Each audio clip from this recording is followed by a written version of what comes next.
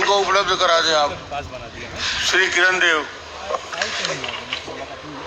माननीय अध्यक्ष महोदय, हमारा छत्तीसगढ़ वैसे भी अपनी सांस्कृतिक धरोहर और परंपरा मेला मड़ई उत्सव के नाम से पूरे देश में जाना जाता है। आपके माध्यम से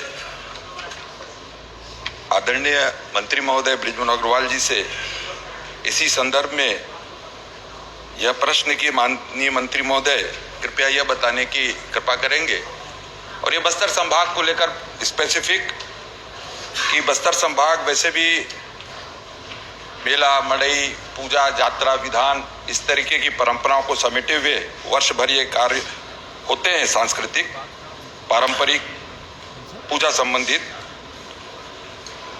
बस्तर संभाग के अंतर्गत ऐसे कितने मेला मड़ई और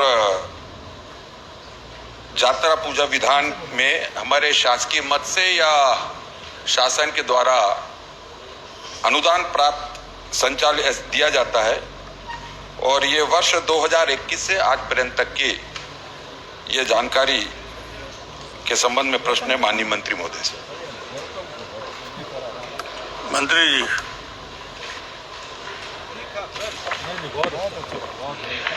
माननीय अध्यक्ष महोदय, निश्चित रूप से माननीय सदस्य किरण देव जी जिस बात को कह रहे हैं, हमारी बस्तर की संस्कृति, हमारी आदिवासी संस्कृति और मेला पर्व, इसके माध्यम से लोगों का जीवन जीवंत होता है और उसके माध्यम से उल्लासमय वातावरण में पूरे बस्तर के हमारे आदिवासी पर्व मनाते हैं। और मैं आपको बताऊं कि जब आप मुख्यमंत्री थे तभी हमने पहली बार इन सब उत्सवों के लिए पैसा देने शुरू किए। पहले तो इन उत्सवों को कोई पैसा मिलता ही नहीं था। और माननीय किरण देव जी ने जो पूछा है, इनको 21-22 में 1,25,50,000, 22-23 में 1,65,45,000, 23-24 में 58,95,000 रुपए उपलब्ध करवाया गया है। मैंने उसकी लिस्ट भी दी है। मुख्य रूप से यहाँ पर गोंचा पर्व, चित्रकोट महोत्सव और साथ में रामाराम मेला, ये 3 मेले प्रमुख रूप से होते हैं। और इसके लिए हम सिर्फ संस्कृति विभाग के माध्यम से नहीं, इसके माध्यम से हम पर्यटन विभाग से भी इसका पैसा उपलब्ध करवाते हैं और कलेक्टर अन्य माध्यमों से भी इन मेलों को अच्छे तरीके से संचालित करने के लिए और दशहरा महोत्सव इसके पैसे उपलब्ध करवाते हैं। चलिए, और कोई प्रश्न? माननीय मंत्री महोदय, हमारे बस्तर में जो बस्तर का दशहरा है वह सिर्फ समूचे देश में नहीं बल्कि पूरे विश्व विख्यात ऐसा पर्व मनाया जाता है। उसमें 75 दिवस का यह आयोजन होता है। साथ ही हमारा जो गोंचा पर्व है, ऐसे अन्य समय के साथ साथ और संसाधनों को और व्यय का जो अंतर हो निरंतर बढ़ रहा है। माननीय मंत्री महोदय से आपके माध्यम से